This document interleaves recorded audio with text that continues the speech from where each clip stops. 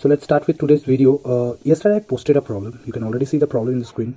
So the question was to find out value of y, and while finding the value of y, what are the values of x that we are considering. Okay, so first of all, if we see, the problem consists only one equation, but there are two unknown. One is x here in the both side, and the other is y.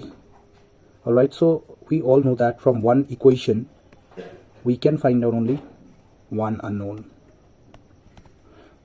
So now here we have only one equation, but we have two unknown. So how to find that? So let's see first how we can do this.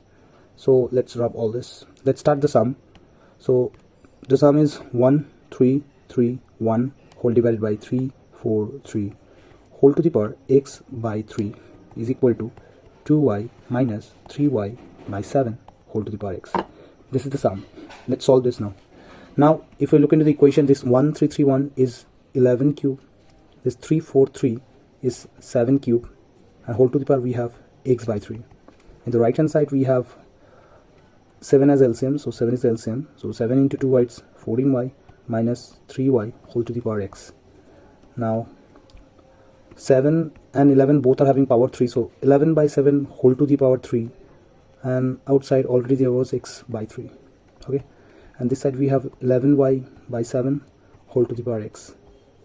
Now as we know that there are two parts already, like 3 and x by 3, so we are getting product because there are multiple powers, we multiply them.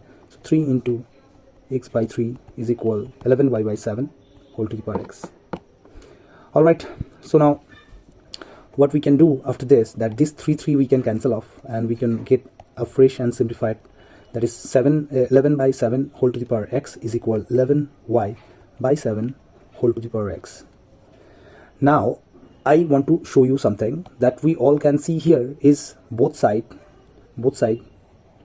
we already have same power. Okay, and we have something different in the base, that is 11 by 7, and the other side is 11y by 7. So let's see how we can deal all those things. So if we see something in the graph now, let me show you something. So all of you have a close look here. I'm going to show you something interesting. Suppose if I say there is 5 to the power 0, what is the value? It's 1, right? And if I say 6 to the power 0, that value is also 1.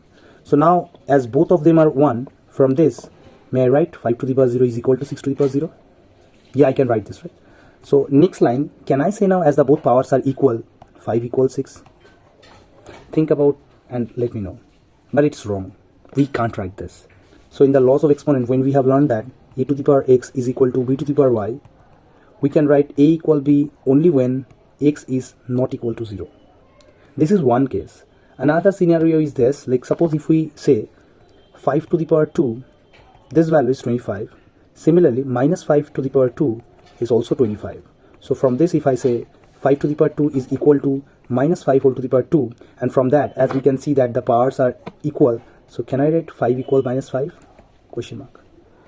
This answer is also no, it's wrong. We cannot write 5 equal to minus 5. They are unequal, right? So what I am trying to explain is that whenever we have this kind of thing, that is a to the power x equal to b to the power x, let me take a different color. Yeah, a to the power x equal to b to the power x, we have two things to say. Two cases arises.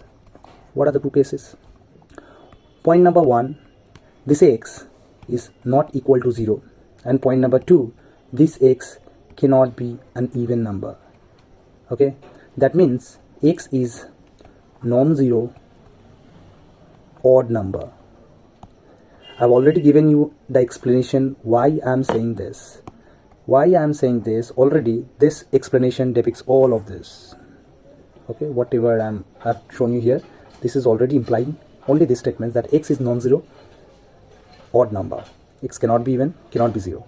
Alright, if till now everything is clear, then let me come back to the sum now. So the sum that I've ended here, that we got till that is 11 by 7 whole to the power x, and there is 11y by 7 whole to the power x. So when we will write down here that here 11 by 7 is equal to 11y by 7, we are going to consider that here our, let me give you a divider line. Yeah, here we need to remember one thing, that the thing that we have considered here while getting this result from this, that where this x is not equal to 0 and x is odd. Okay, these two things we have to consider. Okay, now next thing, once we consider these values of x that we have already written, that x is non-zero and x is odd, that I've already written here as well. So then we can follow up from this equation. If we follow up from this equation, what we can write, let me just draw a divider line here. Yeah, if we can write now that 11 by 7 is equal to 11y by 7. Now it's very simple. If we just cross multiply, it's 11 by 7. Now this 11 is coming here and 7 is going there, so y equal to, everything cancel out, we got y equal to 1. That is the final thing that I got. So the value of y is 1 and the value of x we cannot find out exactly, but we can say that the value of x cannot be 0 and x should be an odd number. That's what the value of x and y that we can find from this.